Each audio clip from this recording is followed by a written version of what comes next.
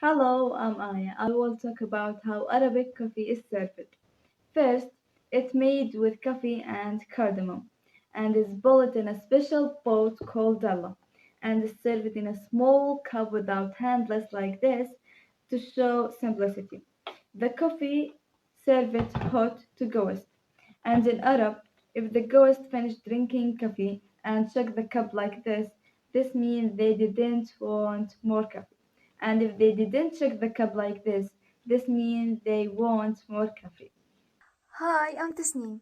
There are differences between Arabic and American coffee, but both are still coffee. This is why we choose coffee as a symbol for our group. That shows that our Jordanian and American cultures are different. We are all human. GVE.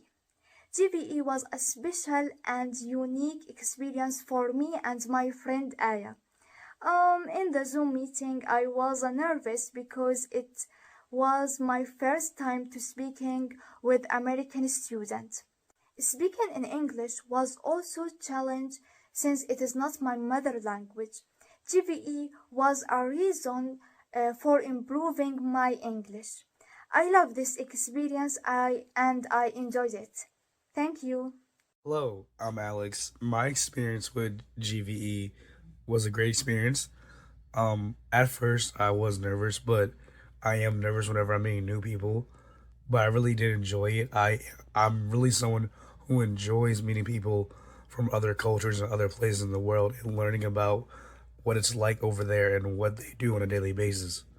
To me, this was a great experience, and I can't wait to see what happens in the future with GVE. Can't wait for other people to also experience this.